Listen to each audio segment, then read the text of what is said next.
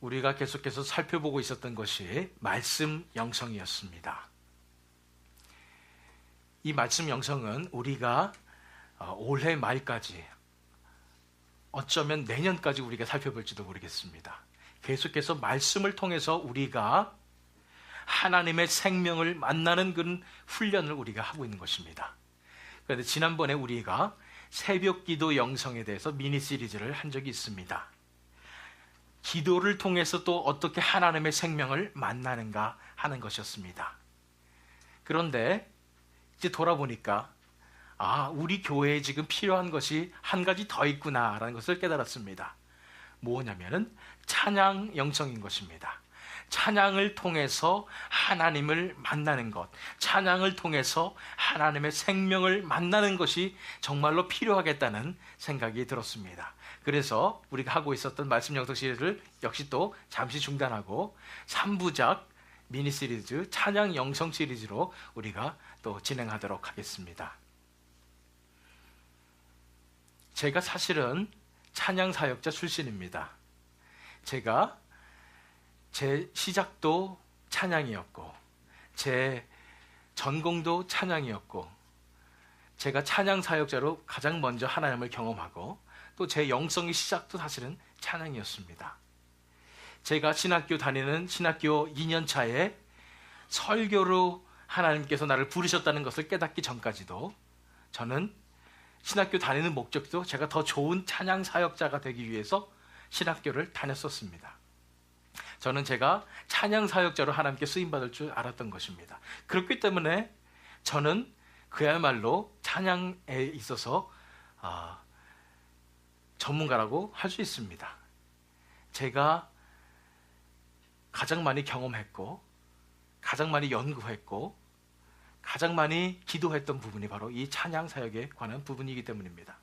그럼에도 불구하고 이제 이 월드크릭 하나교회가 개척된 지 2년이 지난데도 불구하고 저는 한마디도 찬양에 대해서 이야기를 한 적이 없습니다.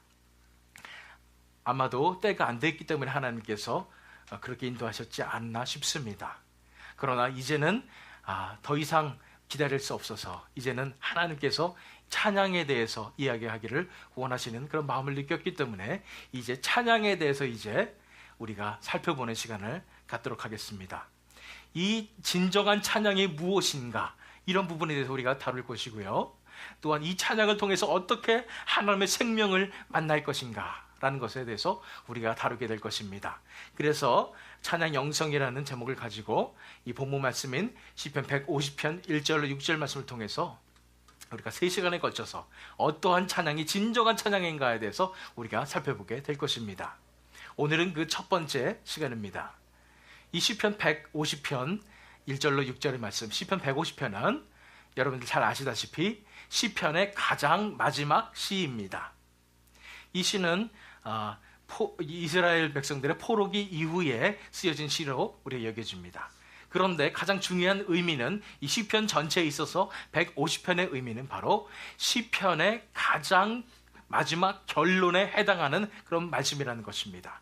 그렇기 때문에 이 시편 150편을 통해서 우리가 알 수 있는 것은 하나님을 찬양하는 것이 우리 인간의 본분이며 어떻게 찬양해야 하는가에 대해서 시편 150편에 구구절절히 심겨져 있는 것입니다. 그렇기 때문에 이 시편 150편을 통해서 우리가 살펴볼 것입니다.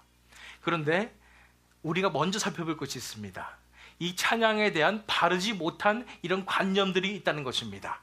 왜곡된 이런 관념들이 있기 때문에 현대 교회들이 진정한 찬양을 드리지 못하는 그 부분들이 있다는 것입니다. 그래서 먼저 우리가 살펴볼 것은 왜곡된 모습의 3가지 찬양의 모습에 대해서 우리가 먼저 살펴보도록 하겠습니다. 왜곡된 모습의 3가지 찬양, 그 첫 번째가 뭐냐면은 바로 준비 찬양이라는 그런 왜곡된 모습입니다. 준비 찬양이라는 거예요. 이 말은 어떤 컨셉이냐면은 찬양이 우리 사람들의 마음을 쫙 열어주는 그런 역할을 하기 때문에 우리가 예배를 준비하는 입장에서 찬양을 하게 된다는 그런 잘못된 컨셉입니다. 다시 말해서 우리 마음을 잘 다 열은 다음에 준비를 하고 난 다음에 그 다음에 예배를 드리면은 그 예배 가운데 우리가 마음이 열려서 하나님 말씀도 잘 받아들이고 은혜도 받는다, 이런 생각에서, 그런 관념에서 이러한 찬양을 하게 된다는 것입니다. 심지어는 어떤 교회들은 말은 경배와 찬양 이렇게 얘기하지만은 사실은 그 예배의 시작 그 전에 찬양을 하게 되는 것입니다. 찬양팀들 나와서 한 20, 30분, 15분, 20분 찬양을 인도하게 한 다음에, 그래서 사람들 마음을 다 열어놓은 다음에 이제 묵도로 예배를 시작하면서 전혀 다른 예배를 시작을 하게 되는 것입니다. 뭐가 잘못된 걸까요? 무엇이 잘못됐냐면은 찬양에 대한 관념이 잘못됐습니다. 그러면은 찬양을 하면 우리 마음이 열리고 우리 마음이 준비되는 게 그럼 사실이 아닙니까? 그건 아니죠. 사실입니다. 우리가 찬양을 통해서 우리의 마음이 열리고 하나님의 말씀을 받을 준비가 더 되는 것이 사실입니다. 그런데 우리가 알아야 될 사실이 한 가지가 있습니다. 뭐냐면 그것은 찬양의 진정한 목적이 아니라는 것입니다. 그래서 우리가 찬양하는 게 아니라는 것을 우리가 알아야 됩니다. 부수적인 그런 효과에 불과한 것입니다. 사이드 이펙트에 불과합니다. 제가 예를 들어 드릴게요. 여러분들 성경책을 왜 여러분들 가지고 있습니까? 이 성경책을 통해서 우리가 하나님의 말씀을 읽음으로 그 속에 있는 하나님의 생명을 만나고 또한 영의 양식을 우리가 먹기 위해서 이 성경책을 우리가 가지고 있습니다.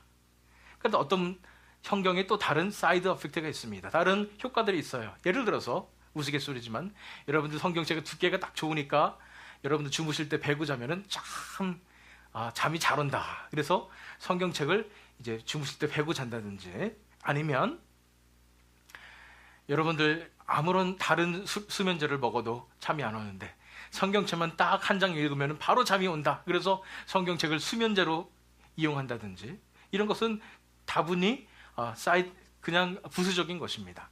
그런데 불구하고 내게 있어서 성경은 바로 백의 성경이야, 이렇게 얘기한다든지, 아니면 내게 있어서 성경은 수면제 성경이야, 이렇게 얘기한다면 사람들이 얼마나 우습게 생각하시겠습니까? 찬양을 사람들의 마음을 열어주는 효과가 있다는 것만으로도 그냥 그것만 생각하면서 준비 찬양이다 이렇게 얘기하면 잘못된 것입니다. 왜냐하면 찬양의 목적은 거기에 있지 않기 때문입니다. 그것은 부수적인 그 역할에 불과하기 때문입니다. 그렇다면 찬양의 그러면 진정한 목적은 무엇일까요? 그것을 보기 위해서 본문 말씀 1절 말씀 읽겠습니다. 할렐루야, 그 성소에서 하나님을 찬양하며 그 권능의 궁창에서 그를 찬양할지어다. 이 모습이 어떤 모습이라고 생각됩니까? 그 성소에서, 그 성전에서, 현대말로 얘기하면 교회 전에 나와서 하나님을 찬양하는 것입니다. 어떤 장면이에요? 예배입니다. 그리고 그 권능의 궁창에서 그를 찬양할지어다. 그 하늘에서 하나님을 예배하는 그런 장면을 얘기하는 것입니다. 그것이 바로 찬양이라는 것입니다. 다시 말해서 우리가 생각해야 될 것은 그 찬양이 준비 찬양이 아니라 찬양은 그 자체가 예배라는 것을 우리가 기억해야 할 것입니다. 찬양 그 자체가 예배입니다. 왜 그런지 아세요? 예배가 무엇입니까? 우리가 하나님 앞에 드리는 것입니다. 하나님 앞에 영광을 돌려드리는 것입니다. 하나님 앞에 하나님의 얼마나 위대하신 분인지 하나님을 찬양하고 하나님 앞에 모든 것을 드리는 것입니다. 그것이 예배입니다. 그런데 우리 실제 순서들 가운데, 예배 순서들 가운데 하나님께 우리가 드리는 순서들이 많이 있지 않습니다. 딱 두 가지가 있다고 저는 보여집니다. 우리 교회 예배 가운데 첫 번째는 찬양입니다. 찬양을 통해서 우리의 마음을 하나님 앞에 드리는 것입니다. 하나님을 높여 드리는 것입니다. 그리고 두 번째는 우리의 헌금을 하나님 앞에 드리는 것이 있습니다. 예배의 가장 중심이 되는 것은 우리가 설교인 것을 다 알고 있습니다. 그런데 가장 중심이 되지만 그 설교는 우리가 드리는 것이 아니라 하나님께서 이곳에 임재하여 주셔서 하나님의 말씀을 우리에게 주시는 것입니다. 그렇기 때문에 진정으로 우리가 예배라고 할 수 있는 가장 중요한 요소 중에 하나가 바로 이 찬양이라는 것을 우리가 알아야 되는 것입니다. 찬양 그 자체가 예배인 것을 우리가 알아야 되는 것입니다. 이런 측면에서 봤을 때 현대 교회에서 만약 준비 찬양이다, 우리 마음을 여는 그런 준비 찬양이다 이렇게 얘기하는 것은 큰 오산입니다. 왜냐하면은 이 찬양 자체가 예배의 정말 가장 중요한 순서 중에, 가장 요소 중에 하나라는 것입니다. 만약 우리가 찬양을 준비 찬양이라고 얘기했다면 그것은 너무나도 인본주의적입니다. 하나님께 초점을 맞추지 아니하고 사람에게 초점을 맞추는 거예요. 아, 우리의 마음이 열린다. 사람의 마음이 열린다. 예배 왜 그게 중요해요? 하나님께 드리는 예배인데, 하나님께 드리는 찬양인데 사람에게 초점을 맞추니까 준비 찬양이라는 그런 말을 하는 것입니다. 만약에 우리가 찬양은 그냥 준비하는 단계니까 교회 조금 늦게 와도 되겠지, 한 5분 10분 늦게 와도 뭐 설교는 내가 미스하지 않았으니까 예배를 미스하는 게 아니겠지라고 생각하면 그것도 또 큰 오산입니다. 왜 그래요? 찬양 그 자체가 예배이기 때문입니다. 우리가 찬양 드리는 그 순간이 예배이기 때문입니다. 준비는 언제 하면 됩니까? 예배 5분 10분 전에 나오시기 바랍니다. 나오셔서 기도로 준비하세요. 하나님 앞에, 하나님, 제가 잘못했습니다. 회개 기도도 드리시고 하나님 만나기 원합니다. 이 시간에 드리는 예배가 신령과 진정의 예배가 되게 하여 주시옵소서. 하나님 앞에 마음을 준비하고 하나님 앞에 기도로 나가게 되고, 우리가 임예성을 딱 시작하는 그 찬양의 순간은 그 순간부터 예배가 시작된 것입니다. 그 순간부터 하나님께서 이 자리에 오셔서 우리 찬양을 받아주시는, 예배를 받아주시는 것이 시작된 것을 우리가 알아야 할 것입니다. 그렇기 때문에 우리가 이 찬양을 우습게 보면 안 됩니다. 예배의 가장 중요한 순서 중에 하나가 바로 이 찬양임을 알아야 합니다. 우리가 찬양하는 것을 하나님께서 너무나 원하시는 것을 여러분 알고 계세요? 이사야서 43장 21절 말씀 보시기 바랍니다. 이 백성은 내가 나를 위하여 지었나니 나를 찬송하게 하려 함이니라. 이 백성은 이스라엘 백성들을 얘기합니다. 그렇지만은 이 선택된 백성들을 얘기하고 뿐 아니라 이제 더 나아가서 우리 하나님을 믿는 하나님의 백성들, 하나님의 자녀들을 얘기하는 것입니다. 그런데 왜 우리를 불러주시고 우리를 만들어주셨냐고요? 왜 우리를 지어주셨냐고요? 바로 하나님께서 찬양을 받으시기 위해서 그렇다는 것입니다. 찬송을 받으시기 위해서 하나님께서 우리를 만드셨다는 것입니다. 그렇기 때문에 하나님께서 우리를 창조하신 그 목적 자체가 찬양받기 위해서 만드셨다는 얘기예요. 그렇기 때문에 하나님께서 이 찬양을 받으시기를 너무나 원하십니다. 그래서 우리가 찬양 드린다고 했을 때, 하나님께 예배 드린다고 했을 때 하나님께서는 이 성전에 좌정하시는 것입니다. 그래, 나의 사랑하는 나의 아들들아, 딸들아, 내가 너희들의 찬양을 듣기를 원하노라. 이러면서 하나님께서 이곳에 계시는데, 이제 우리가 시작했는데 몇몇 안 앉아있어요. 하나님 찬양 받고 싶으셔서 여기 왔는데 그냥 와서 받아먹길 원하는 거예요. 하나님한테 찬양 드린 거 좀 그렇고요, 제가 그래도 하나님이 저한테 못 주시면 저는 받아먹을게요, 이런 마음으로 교회 오는 것과 다른 바가 없다는 것입니다. 그렇기 때문에 우리가 이 찬양이 준비 찬양이라는 그런 생각을 버려야 합니다. 찬양 그 자체가 예배이기 때문입니다. 준비 찬양, 왜곡된 모습입니다. 저는 준비 찬양 말 그 자체를 너무 싫어합니다. 찬양 그 자체가 예배인데 왜 준비를 해요? 기도로 준비하시기 바랍니다. 그런데 하나님을 찬양하는 이 순간만큼은 하나님께서 그 찬양을 받아주시기 때문에 정말 시리어스하게, 심각하게 찬양하시기 바랍니다. 여러분의 마음을 다 들여서 찬양하시기 바랍니다. 두 번째 왜곡된 모습을 보겠습니다. 그것은 의식 찬양입니다. 의례의 찬양이라는 얘기예요. 다시 말해서 종교 의식의 일환으로서 찬양을 하게 되는 것입니다. 이러한 찬양은 어디에 많이 있냐면은 조금 더 굉장히 보수적이고 좀 이러한 교회들 또는 뭐 캐톨릭은 이런 의식을 굉장히 중요시하죠. 이러한 그런 찬양을 하는 것입니다. 그런 교회일수록 들어가면은 성전부터 아주 거룩합니다. 굉장히 아름답고 이런 모습, 그곳에 가면은 그냥 하나님 계실 것 같은 그런 곳입니다. 예배의 순서 하나가 다 의식적으로 진행이 됩니다. 너무나 경건하고 거룩한 그런 모습이 나타나는 것입니다. 그 찬양도 거기에 일환입니다.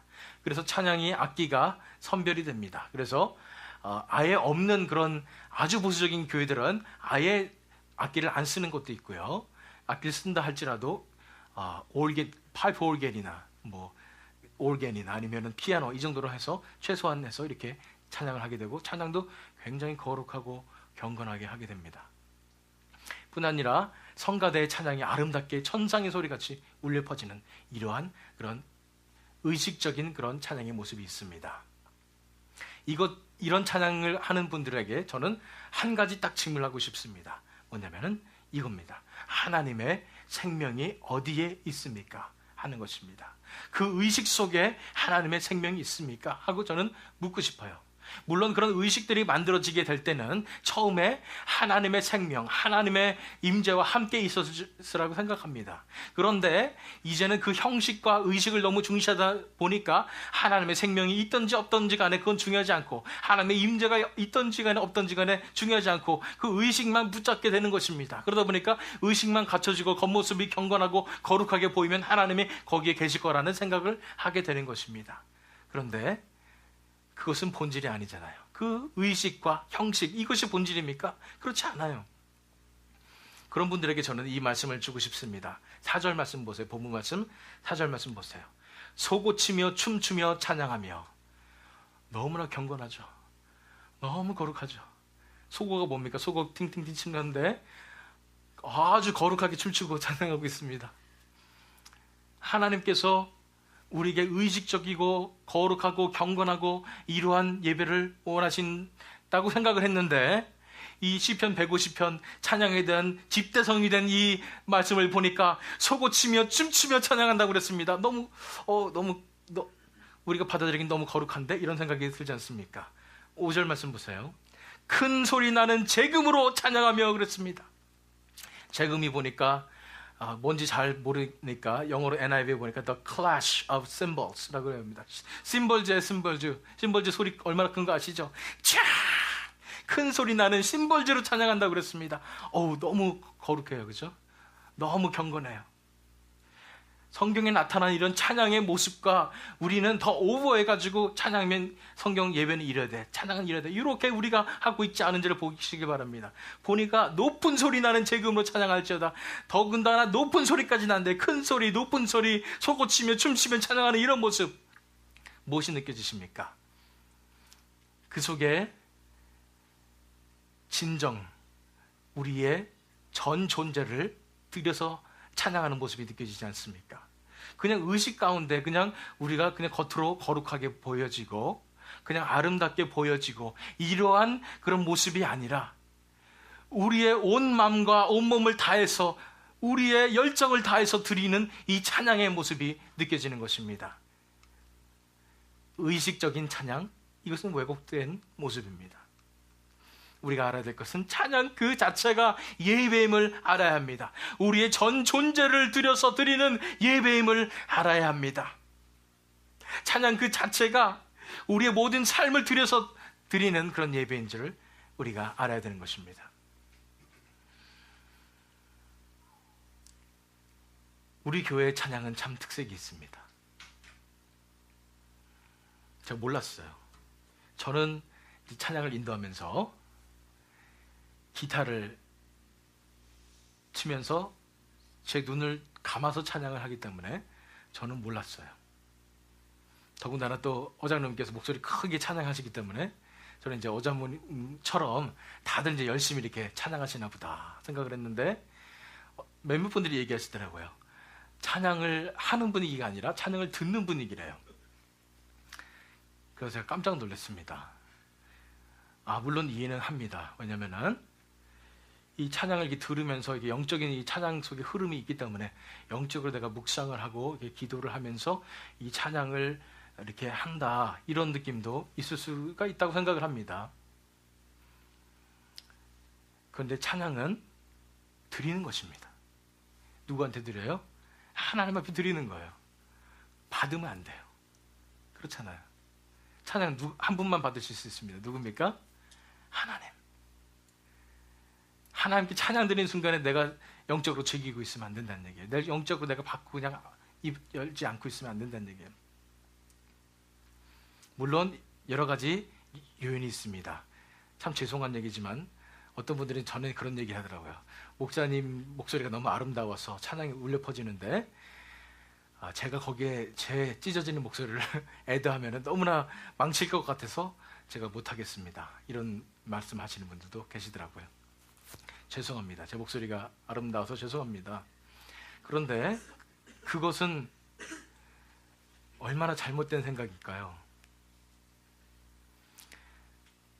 그런 걸 의식한다는 자체가 뭘 의식하는 거냐면 사람을 의식하는 것입니다. 또는 내가 음치기 때문에 내가 목소리를 내서 찬양을 하면 사람들이 다 아우 제 목소리 왜 저래 이러면서 나를 이상하게 볼 것이다 라는 걱정을 하고 계십니까? 또는 다들 찬양 부르는데 내 목소리가 너무 크기 때문에 내 목소리가 탁 튀면 얼마나 이 찬양이 버려질까 이런 걱정을 하십니까? 다 무슨 걱정이에요? 인간적인 걱정이에요. 다 사람을 바라보고 있는 것입니다. 찬양은 우리가 하나님께만 드리는 것입니다. 하나님과 나와 교통하는 가장 좋은 통로 중에 하나가 이 찬양이에요. 하나님 바로 앞에 계신 그 하나님 앞에 내가 찬양 드리면 되는 겁니다. 왜 자꾸만 다른 데를 보세요? 내 목소리가 찢어지는 목소리면 어떻습니까? 하나님은 가장 아름답게 보실 줄 믿습니다. 우리의 온 마음과 온 몸을 다해서 드리는 이 찬양을 하나님께서 기뻐해 주실 줄 믿습니다. 그런데도 불구하고 아직도 용기가 안 나신다고요. 왜냐하면 나 혼자 목소리 짠 하고 내면 사람들이 다 이상하게 쟤 왜 저래? 평소대로 하지? 이렇게 쳐다보지 않을까 걱정되신다고요. 그렇다면 우리가 다 짜고 하면 됩니다. 우리가 다 짜고 하겠습니다. 다 몽청껏 크게 찬양하는 겁니다. 그러면 한 사람이 튀지 않겠죠? 그렇잖아요. 배신하지 마시기 바랍니다. 배신하지 마시고 다 같이 그냥 다 크게 하는 거예요. 그러면은 한 사람 목소리 튀지 않고 우리가 다른 사람 의식하지 않고 하나님을 찬양할 수 있잖아요. 둘 중에 하나입니다. 아예 그냥 찬양 안 하고 이러고 있거나 아니면 다 크게 찬양하면은 모르잖아요. 약속하시겠어요? 다 같이 크게 찬양합시다. 어떠세요? 네. 그러면 옆에 분들하고 약속하시기 바랍니다. 큰 소리 찬양하기 약속하시기 바랍니다.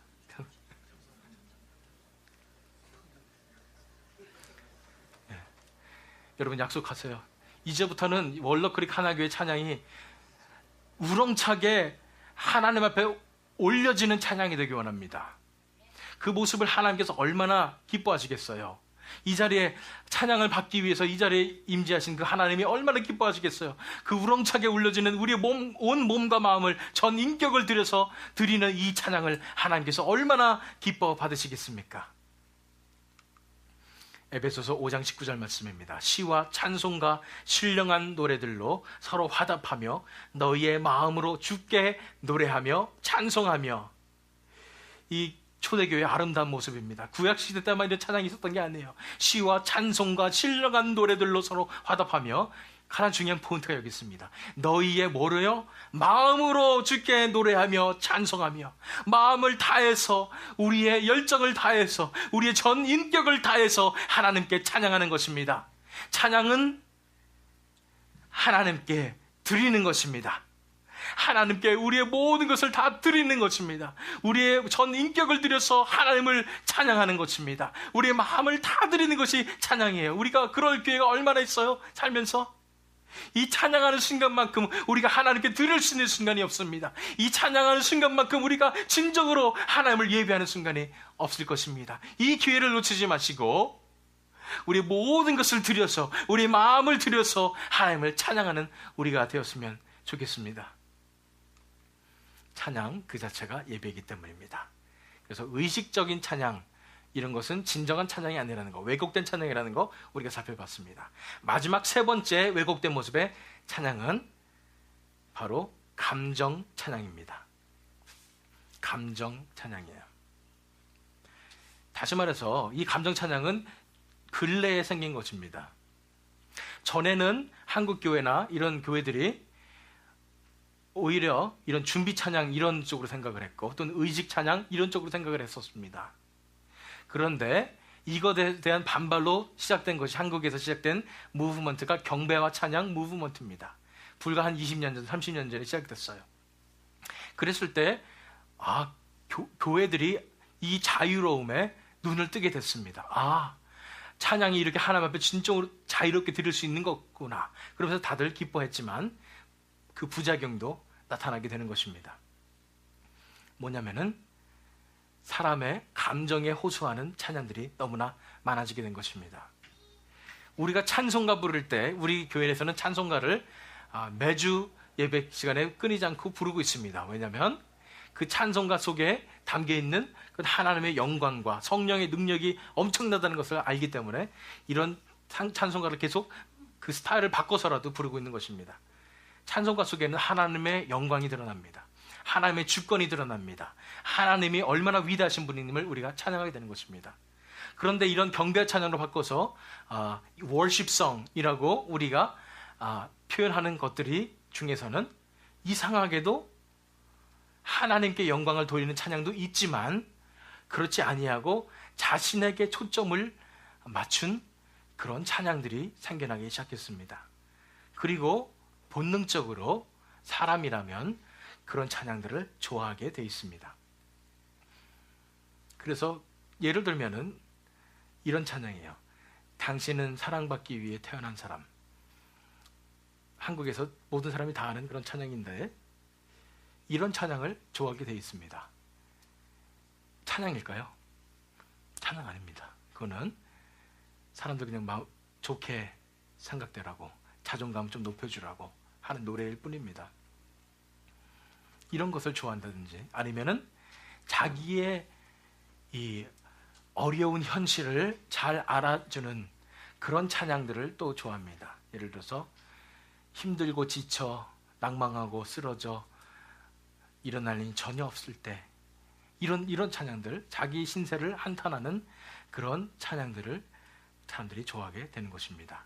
그렇기 때문에 사람들이 좋아하는 방향으로 교회 찬양팀들이 경배 찬양이 이끌어져 가기 때문에 사람들 좋게 하려고 사람들 감정적으로 감동을 주고 또 사람들에게 이런 기쁨을 주기 위해서 찬양들이 너무나도 많이 변질되었음을 보게 됩니다.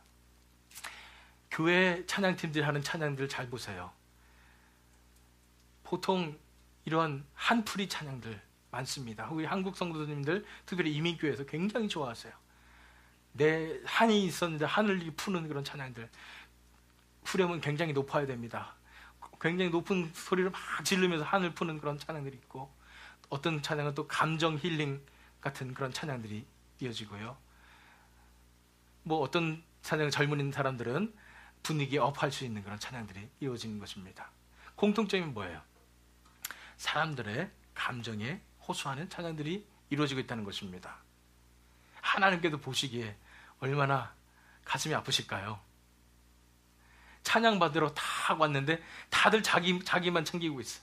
자기 감정 챙기고 있어요. 자기가 은혜 받으려고 해요. 제가 찬양 인도를 많이 했었지만은 찬양 인도자로서 가장 힘들었던 건 뭐냐면 사람들이 주문이 들어와요. 이 찬양 정말 좋거든요. 이 찬양 한 번만 해주세요. 이 찬양 해주세요. 보면은 다 그런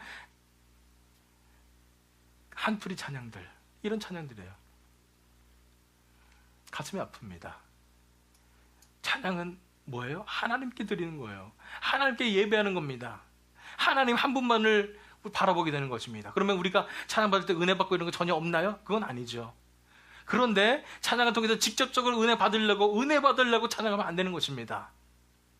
우리가 전적으로 하나님께만 영광을 돌리고 하나님만 찬양을 했는데 그 속에서 하나님의 생명을 우리가 만나게 되는 것입니다. 하나님의 임재를 만나기 때문에 그 안에서 진정한 하나님의 임재 속에서 진정한 치유가 일어나는 것이 진정한 찬양의 모습이지. 찬양 속에서 가사가 너무 은혜로웠어. 나 이런 문제 있었는데 이 가사가 나를 치유해줬어.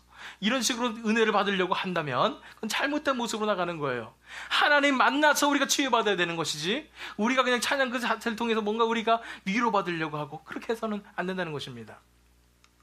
2절 말씀 보세요. 찬양의 목적과 찬양이 어떻게 이루어져야 되는지에 대해서 나오고 있습니다.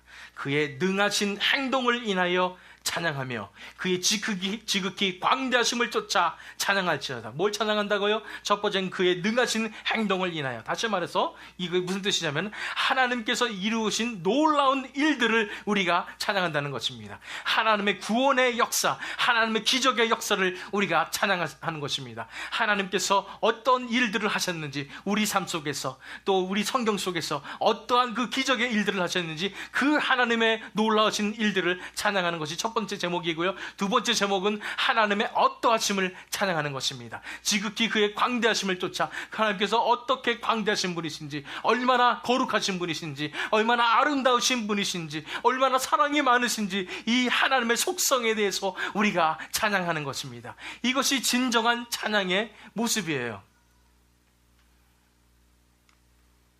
감정 찬양 그 자체가 인본주의적입니다. 사람에게 초점을 맞췄어요.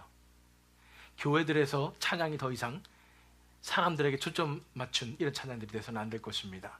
이런 얄팍한 위로받으려고 해서는 안 될 것입니다. 어떤 위로를 받아요? 하나님께 진정으로, 신령과 진정으로 찬양을 하게 되었을 때 하나님께서만 주실 수 있는, 하나님의 임재 가운데서만 받을 수 있는 그런 놀라운 은혜와 축복을 받게 되는 것입니다. 그것이 진정한 찬양의 축복입니다. 다시 찬양 그 자체가 예배라는 것을 기억하시기 바랍니다. 하나님께 드려지는 거예요. 하나님께 전적으로 드려지는 겁니다. 시편 135편 20절 21절 말씀입니다. 너희 족속아 여호와를 송축하라. 여호와를 경외하는 너희들아 여호와를 송축하라. 예루살렘에 거하신 여호와는 시온에서 찬송을 받으실지어다. 할렐루야. 여호와를 경외하는 너희들아 여호와를 송축하라. 여호와를 경외하는 너희들아 여호와를 송축하라. 그렇습니다. 진정한 예배자의 자세는, 진정한 찬양자의 자세는 뭐냐면 여호와를 경외하는 것입니다. 하나님을 두려워하는 것입니다. 하나님 앞에서 하나님의 그 크신 영광 안에 우리가 무릎 꿇는 것입니다. 그 가운데서 하나님을 찬양하는 것이야말로 진정한 찬양 드리는 사람들의 자세입니다. 만약에 우리가 은혜 받기 위해서 찬양을 한다면 절대로 하나님의 생명을 만날 수가 없습니다. 왜냐하면 하나님께서 영광 받으시지 못하시기 때문입니다. 그러나 우리가 이것을 다 내려놓고 하나님 한 분에게만 초점을 맞추며 하나님 한 분만 예배 드리게 될 때에, 그때 하나님께서만 주실 수 있는 진정한 하나님과 교통하심, 예수님과 연합됨의 그 놀라운 역사가 우리 삶 속에 일어나는 것입니다. 은혜 받으려고 하지 마세요. 하나님만을 찬양하시길 바랍니다. 왜곡된 모습, 세 가지 찬양의 모습 다시 한번 복습해 볼까요? 첫 번째, 준비 찬양. 준비 찬양 절대 아닙니다. 찬양 그 자체가 예배이기 때문입니다. 두 번째, 의식 찬양. 의식에 대해서 하나님이 거기서 계시는 거 아니에요. 하나님은 정말 우리가 전 존재를 들여서 찬양하는 그 현장에 와 계십니다. 세 번째, 감정 찬양. 우리 생각을 하면서 우리 자신의 치유받으려고 하지 마시고 전적으로 하나님께만 영광을 돌리시는 것이 진정한 찬양의 모습이라는 것입니다. 그렇다면 오늘 이 시간에 마지막으로 살펴볼 것은 이것입니다. 그렇다면 진정한 찬양의 모습은 무엇일까 하는 것입니다. 진정한 찬양의 모습은 어떤 모습일까? 그것은 바로 영과 진리의 찬양이다라는 것입니다. 영과 진리로 드리는 찬양입니다. 본 말씀 1절 보세요. 할렐루야, 그 성소에서 하나님을 찬양하며 그 권능의 궁창에서 그를 찬양할지어다. 할렐루야, 그 성소에서 하나님을 찬양하며 그 권능의 궁창에서 그를 찬양할지어다. 이 권능의 궁창이라고 그러니까 이게 요새는 쓰지 않는 말입니다. 그렇기 때문에 잘 이해를 못 하시죠? 괜히 안 좋은 이미지가 생각납니다. 시궁창 그래가지고. 그런데 이 궁창은 사실은 하늘이라는 그런 뜻입니다. 그래서 하늘에서 하나님을 찬양한다는 것인데 그 뜻은 또 무엇일까요? 어떤 의미를 가지고 있을까요? 첫 번째는 하늘나라에서 천상에서 드리는 그런 예배와 같이 우리가 찬양을 해야 된다는 뜻이고요. 두 번째는 온 우주를 얘기합니다. 온 우주 만물들아 다 하나님을 찬양하라, 이런 뜻이 되는 것입니다. 어쨌든 간에 그 either way, 정말 하나님을 찬양하는 모습은 권능의 궁창에서 하늘에서 천상에서 드리는 그런 예배의 모습으로 우리가 찬양해야 되는 것입니다. 우리가 어떻게 주일날 예배를 드리면서 천상에서 드리는 예배같이 우리가 드릴 수가 있습니까? 우리가 하나님을 영적으로 만나야 하는 것입니다. 하나님 이가 임하시는 그 하나님을 우리가 만나는 것입니다. 영으로 찬양해야 되는 것입니다. 우리가 영이 열려서 하나님의 임재를 경험하는 그런 찬양을 올려드려야 되는 것입니다. 그래서 그것을 영과 진리의 찬양이라고 했습니다. 다른 말로 하면 신령과 진정으로 드리는 찬양입니다. 요한복음 4장 23절 24절 말씀 보세요. 아버지께 참되게 예배하는 자들은 영과 진리로 예배할 때가 오나니 곧 이때라. 아버지께서는 자기에게 이렇게 예배하는 자들을 찾으시느니라. 하나님은 영이시니 예배하는 자가 영과 진리로 예배할지니라. 개역성경에는 하나님 영이시니 예배하는 자가 신령과 진정으로 예배할지니라. 여기서 영과 진리에서 이 진리는 두 가지 뜻이 있습니다. 첫 번째 뜻은 여기 말한 대로 진리입니다. 말씀의 그 진리를 얘기하는 것입니다. 두 번째는 진심입니다. 진정입니다. 다시 말해서 우리 몸과 마음을 다 들여서 드리는 그런 찬양을 얘기하는 것입니다. 다시 말해서 하나님은 영이시기 때문에 우리가 하나님을 만나기 위해서는 진정으로 신령과 진정으로 드려야 된다는 것입니다. 영과 진리로 예배를 해야 한다는 것입니다. 그렇다면은 우리가 어떻게 그러면 찬양을 드릴 수 있을까요? 우리가 하나님을 만나는 그런 찬양을 드려야 합니다. 우리의 전 존재가 드려지는 그 찬양을 할 때에 하나님의 임재가 우리 속에 임하며 우리가 하나님을 만나는 그런 놀라운 통로가 된다는 것입니다. 지금까지 우리가 말씀을 통해서 하나님을 만나고 또한 기도를 통해서 하나님을 만나는 것에 대해서 살펴보았습니다. 이제 찬양을 통해서도 하나님을 만날 수 있는 길이 열릴 것입니다. 우리 여기에 젊은 분들이 많지만 젊은 분들 가운데는 정말로 찬양을 통해서 여러분들이 하나님을 만날 수 있는 길이 열릴지도 모르겠습니다. 저도 그러했거든요. 찬양을 통해서 하나님의 그 임재를 경험하며 하나님을 만나는 그런 축복을 제가 경험했거든요. 이런 축복 여러분들 경험하고 싶지 않습니까? 찬양을 통해서 나아갔는데 정말 하나님의 임재 가운데 들어가며 하나님을 만나는 그런 축복을 여러분들 경험하고 싶지 않으십니까?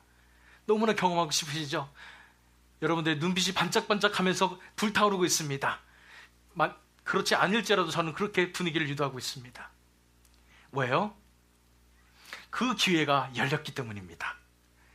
언제 그런 기회가 있을까요? 바로 오늘 저녁에 그 기회가 있습니다. 오늘 저녁에 드려지는 특별 찬양 예배가 어떤 예배냐면 이러한 찬양으로서 신령과 진정으로 드리는 찬양으로서 하나님의 생명을 만나는, 하나님을 경험하는, 하나님의 영으로 찬양하는 그런 기회가 될 것입니다. 뭐냐면은 찬양을 시간에 구애 없이 마음껏 하게 될 것입니다. 우리가 주일 예배 때는 그렇게 할 수가 없어요. 그렇게 교육할 수도 없어요. 왜냐하면 주일 예배 때는 우리가 정말 신령과 진정으로 처음부터 끝까지 쫙 드려져야 되기 때문입니다. 그런데 오늘 드려지는 찬양 예배는 마음껏 우리가 하나님을 찬양하고 마음껏 하나님을 만날 수 있는 그런 놀라운 기회가 될 것입니다. 이런 말까지는 제가 하고 싶지 않습니다. 제가 뭐 출신이라고 그랬죠? 찬양 사역자 출신이고 제가 이걸로 제 사역을 하려고 생각했던 사람이며 경험도 많이 한 사람입니다. 제 동생도 반주 전공한 제 동생도 와서 도와주기로 했습니다. 오늘 저녁에 이 시간에 정말 다른 거 다 떠나서 정말로 하나님 앞에 우리가 찬양을 드리는 것이 무엇인가, 목청껏 하나님을 찬양하고 내 전 존재를 들여서 찬양하는 것이 무엇인가를 정말 깨닫는 놀라운 역사가 오늘 저녁에 있을 줄 믿습니다. 하나님께서 준비하셨고 하나님께서 역사하신 줄 믿습니다. 그렇기 때문에 우리가 다 함께 나와서 하나님을 한 목소리로 찬양하게 될 때에 이 전이 뒤흔들리는 그런 찬양의 놀라운 역사가 일어날 줄 믿습니다. 그래서 여기 있는 모든 분들을 다 초대하니까요. 다들 나오셔서 정말 찬양하시는 그런 놀라운 특권을 누리시기를 바랍니다. 어쨌든 간에 우리가 이렇게 신령과 진정으로 하나님을 찬양하게 될 때 그 속에서 하나님의 생명을 만날 수가 있습니다. 그 은혜야말로 우리가 그냥 감정적으로 좀 치유받고 이런 거하고 차원이 다릅니다. 우리 삶이 뒤바뀝니다. 그런 놀라운 찬양으로 나아가시는 저와 여러분이 되시기를 예수 그리스도의 이름으로 축원합니다. 오늘 기도할 제목을 알려드리겠습니다. 첫 번째는 우리가 준비 찬양이 아닌 진정한 예배 찬양을 드리게 하시옵소서. 우리가 찬양을 그냥 준비하는 것이 아니라, 준비하기 위해서 드리는 것이 아니라 진정으로 하나님께만 드리는 예배를 드릴 수 있도록 인도해 주셔서. 두 번째, 의식적인 그런 찬양이 아닌, 교회 의식 속에 있는 그런 찬양이 아니라 진정으로 내가 전 존재를 드리는 그런 예배 찬양을 하게 해 주시옵소서. 내 감정을 위한 찬양, 나를 위한 찬양이 아니라 하나님 한 분만을 위한 찬양, 하나님만 높여드리는 그 찬양을 하게 해 주시옵소서. 그래서 신령과 진정으로 우리가 찬양함으로써 이제 우리가 하나님의 생명을 만나게 하시옵소서. 하나님의 임재를 만나게 하시옵소서. 하나님을 만나게 하시옵소서. 이 시간 다 같이 이 기도 제목들을 가지고 하나님 앞에 기도하는 시간 갖도록 하겠습니다. 다 함께 기도하시겠습니다.